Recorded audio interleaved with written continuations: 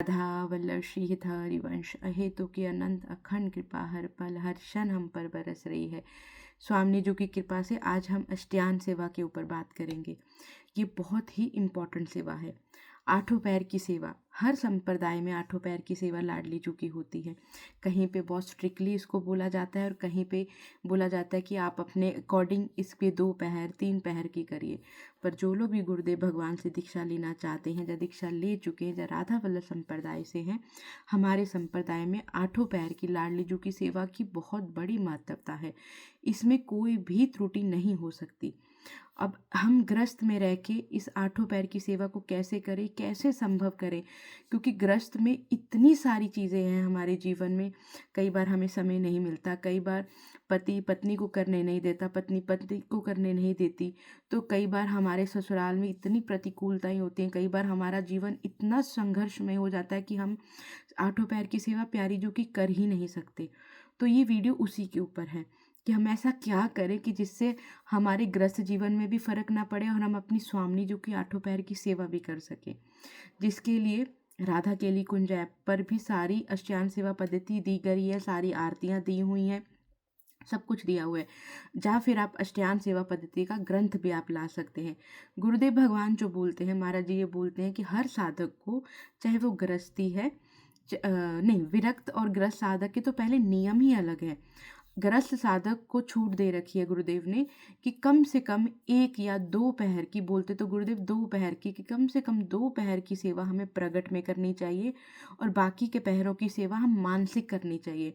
हम क्या करते हैं कि बस जो प्रगट में कर ली, सुबह की कर ली या शाम की कर ली, बाकी सारे पहरों की सेवा हम छोड़ देते हैं, तो ये बहुत गलत है। मानसिक सेवा करने में तो 2 सेकंड भी नहीं लगते, क्योंकि लाडली जी को तो हम राधा वल्लभ संप्रदाय से हम लोग क्या करते हैं। राधा वल्लभी, यहाँ तो प्रेम की उपासना है, यहाँ भक्ति नहीं होती, यहाँ नियम नहीं है। नियम है पर वो प्रेम से रिलेटेड है कि कुछ नियम गुरुदेव ने हमें शुरू में इसलिए दिए हैं क्या कि हम नियम में बंध के कोई अपराध ना करें, कोई भूल ना करें, पवित्रता का ध्यान रखें। क्योंकि जब हम पवित्रता का ध्यान नहीं रखते ना, तो ये भी रीज़न है कि हम कई बार गिर जाते हैं, हमारा भजन रुक जाता है।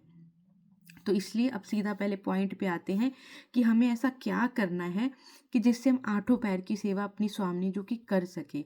देखिए, सबसे पहले मंगला की सेवा होती है स्वामिनी जी की, और मंगला का मतलब होता है सूरज निकलने से पहले मंगला। आप लोग कई बार मुझे मैसेज करते हैं कि हम लोग तो 7 बजे मंगला करते हैं, 8 बजे। मंगला का मतलब होता है कि जब भोर होती है, जब जब सूरज देवता निकलने वाले होते हैं, वो मंगला होती है। उस समय आप प्रयास किया कीजिए कि आपको जल्दी उठकर लाडली प्रीजू की मंगला करनी है। पर किसी भी रीज़न में, अब जैसे ज़्यादातर ग्रस्त में रात को सोने में ही 11-11 बज जाते हैं, 12-12 बज जाते हैं, तो कैसे 3 बजे 4 बजे उठना संभव होगा। तो अगर आपको लाडली जी के पास आगे बढ़ना है, तो अगर जेन्युइन आपके घर में मजबूरी है कि आपके जो पतिदेव हैं वो घर में आ ही लेट रहे हैं काम से, तो फिर कोई ऑप्शन ही नहीं है। पर अगर आप सिर्फ टीवी देखने के लिए, वीडियोस के लिए रात को 12-12 बजे सो रहे हैं, तो फिर आप कभी भी भजन नहीं कर पाएंगे कभी, क्योंकि भजन करने के लिए जल्दी उठना बहुत ज़रूरी है। पर हाँ, अगर आप सच में अपनी किसी ग्रस्त की मजबूरी में है तो आप नहीं जल्दी उठ सकते, तो वो चीज़ फिर गुरुदेव हमारी मदद करेंगे आके कि इसकी मजबूरी है। प्यारी जो हमारी मजबूरी देखेंगी कि हाँ, ये इस मजबूरी में भी मेरे लिए उठती है, मुझे प्रेम करती है, मेरी सेवा करती है। स्वामिनी जी को ना तो हमारी सेवाएं चाहिए, ना हमारा धन चाहिए, उन्हें सिर्फ हमारा प्रेम चाहिए कि हम उन्हें कितना प्रेम करते हैं। अब मंगला में अगर आप लोग सुबह, जैसे आज 6 बजे तक भी अंधेरा होता है, ठीक है, अब जैसे मौसम चेंज हो जाएगा तो 6:15 तक भी अंधेरा होता है, तो आपको सिर्फ दिन का ध्यान में रखना है कि अगर आप सुबह जल्दी उठ जाते हैं तो उठते ही किसी गृहस्थ की सेवा में चले जाते हैं, तो आपको शिव जी की मानसिक मंगला करनी है। मानसिक में आपको 1 सेकंड के लिए, जा तो आंखें बंद करिए, जहाँ उसका भी समय नहीं है तो खुली आंखों से कि हे प्यारी जो की सखियो, हे लाडली जो की हे सजनी जो, हम पर कृपा करो, मेरी लाडली जो की मंगला का समय है, मैं लाडली जो की ग्रस्त की सेवा में हूँ अभी। जब मेरी लाडली जो यहाँ से मुझे फ्री करेंगी तो मैं प्यारी जो की विग्रह सेवा में, मैं उनकी कुंज में आ जाऊंगी। तब तक आप मेरी श्री जी की मंगला कर दीजिए। कीजिए आपके उस समय जो भी आपको स्वामिनी जो भाव दे। मंगला में हम स्वामिनी जी को मलाई का भोग लगा सकते हैं, माखन मिश्री का लगा सकते हैं, दही का लगा सकते हैं, शक्कर डाल के, पर ऋतु के हिसाब से कि अगर बहुत ज़्यादा गर्मी है तो ही। उसके अलावा हम मेवे का भोग लगा सकते हैं, स्वामिनी जी को फ्रूट्स का लगा सकते हैं, या फिर जो लाडली जो आपको भाव दे। मानसिक में उसी पल की हे स्वामिनी जो उठ जाइए, आपको शुदा लगी होगी तो भाव से कि मैं अपनी स्वामिनी जी के चरण चाप रही हूँ, उनके चरण दबा रही हूँ, सखियाँ मेरी मदद कर रही हैं, हित सजनी जो की कृपा से मैं ये सेवा कर पा रही हूँ, हित सजनी जो मेरी मदद कर रही हैं, ये भाव करते हुए फिर आप अपनी स्वामिनी जी को आचमन कराइए यमुना जल से। मानसिक में, ये मानसिक बोल रही हूँ। प्रगट में भी, प्रगट में तो अष्टयान सेवा के अंदर पद भी दिए गए हैं, हर चीज़ दी गई है। फिर आप मानसिक में स्वामिनी जी को अपना भोग आचमन कराइए, फिर भोग पवाइए, फिर से आचमन कराइए, और एक बहुत सॉफ्ट कोमल सा कपड़ा लेकर उसको हल्का सा गीला करके, मानसिक में भी कि हम उसको करें, फिर स्वामिनी जी के मुंह पहुँचिए, उनको उनका मुख प्रक्षालन कीजिए, फिर उसके बाद उन्हें फिर से पान बीड़ा अर्पण कीजिए। ये प्रगट सेवा में भी ऐसे ही करना होता है। और जैसे प्रगट सेवा में हमारे पास पान बीड़ा नहीं है तो वो उस समय जो चीज़ हमारे पास नहीं उसको मानसिक में लाडली जी को पवा दीजिए। और जा फिर ये आप समय पे मंगला जातोशी जी की कुंज में आके प्रगट में कीजिए। प्रगट में पॉसिबल नहीं तो मानसिक करने में सिर्फ 2 मिनट लगते, उसको छोड़ा मत कीजिए। जैसे हम सुबह जैसे ही उठे आंखें बंद करके, उस समय लगता है कि अभी हम मंदिर में नहीं जा सकते, तो आंखें बंद करके मानसिक कर दी। फिर उसके बाद मानसिक में ही आप ही सजनी से प्रार्थना कर सकते हैं, आप सखियों से प्रार्थना कर सकते हैं कि हे स्वामिनी जो की प्यारी सखियों, मैं लाडली जी की कृष्ण की सेवा, आप मेरी स्वामिनी जी को वन विहार करा दीजिए, आप मेरी स्वामिनी जी को नौका विहार करा दीजिए। इस तरह से आप ये सेवा भी अब आप सखियों को बोलेंगे तो वो कराएंगी, आपकी कुंज में जो आपके प्रिया प्रीतम है सखियाँ उन्हें कराएंगी, तो सेवा हो गई ना। फिर अगर आप प्रगट में हैं, अगर आपके पास टाइम है तो इसके ऊपर सारे पद गुरुदेव भगवान ने राधा के लिए कुंज ऐप में भी दिए हुए हैं और अष्टयान सेवा पद्धति ग्रंथ में भी दिए हुए हैं। तो आप उसमें से पद पढ़ते हुए स्वामिनी जी को वन विहार कराइए, नौका विहार कराइए। फिर उसके बाद 8 साढ़े 7 बजे, 7 बजे, 8 बजे अपनी गृहस्थी के अकॉर्डिंग फिर स्वामिनी जी के स्नान का समय होता है। उसमें भी अगर आपको लगता है कि आप कई कई गृहस्थ में हम लोग इतना फंस जाते हैं कि हम 10-10 बजे तक मंदिर नहीं आ सकते गृहस्थ की सेवाओं की वजह, पर ये जेन्युइन होना चाहिए। ऐसा नहीं कि आप 11-11 बजे तक सो के उठ रहे हैं तो आप बहाने लगा रहे हैं कि अब हम आके 12 बजे स्वामी जी को स्नान करा रहे हैं। ये छूट सर गुरुदेव ने उनको दी है जो लोग सच में अपनी गृहस्थ की सेवा में फंसे हुए हैं, जो नहीं आ सकते, घर में लड़ाई हो जाती है अगर उनको छोड़ा जाए।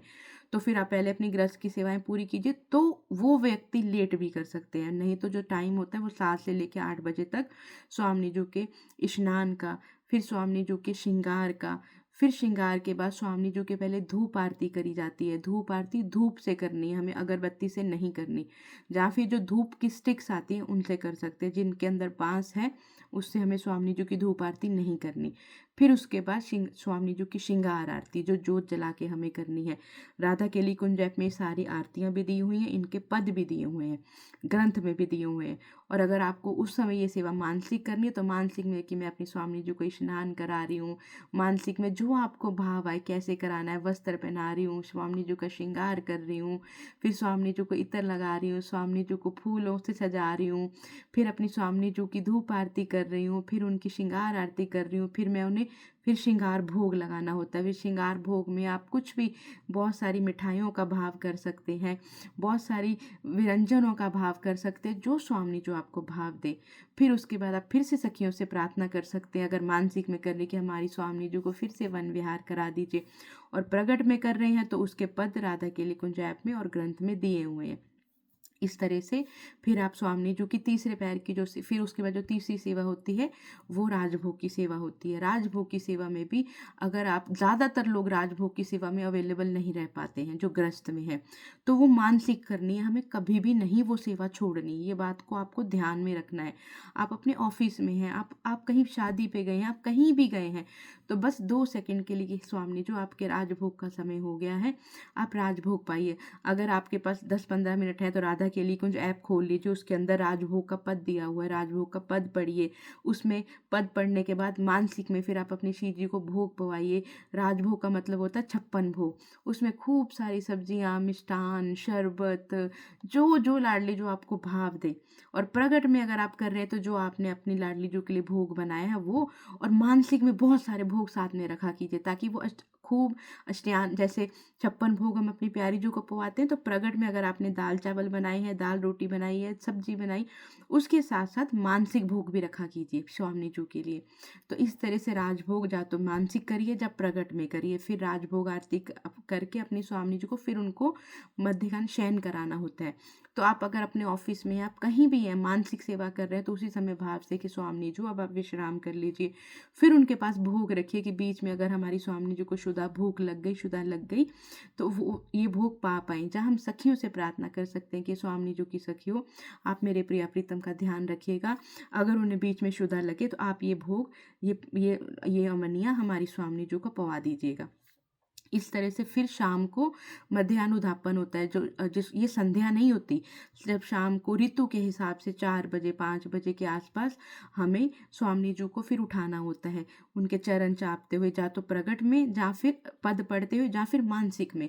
पर हमें कोई सेवा छोड़नी नहीं। अगर आप शाम को उस समय नहीं अवेलेबल, तो मानसिक में अगर आपने विश्राम कराया ना, मानसिक में स्वामी जी के चरण चापते हुए, सखियों से प्रार्थना करते हुए कि हमारी मदद कीजिए, हमारे प्रियालाल की सेवा हमें सिखाइए। अच्छा, आप उनसे प्रार्थना कर सकते हैं, हमारे प्रियालाल को आप जगा दीजिए, उन्हें शुदा लगी है, हमें उन्हें भोग पवाना है। फिर आप उसके पद भी राधा के लिए कुंजाय पर भी हैं, ग्रंथ में भी। आप प्रगट सेवा कर रहे हैं तो पद पढ़ के करिए। अगर आप मानसिक सेवा करें, आपको पद नहीं याद है, तो बस राधा वल्लभ श्री हरिवंश नाम से बड़ा क्या है इस जीवन में, कुछ भी नहीं है।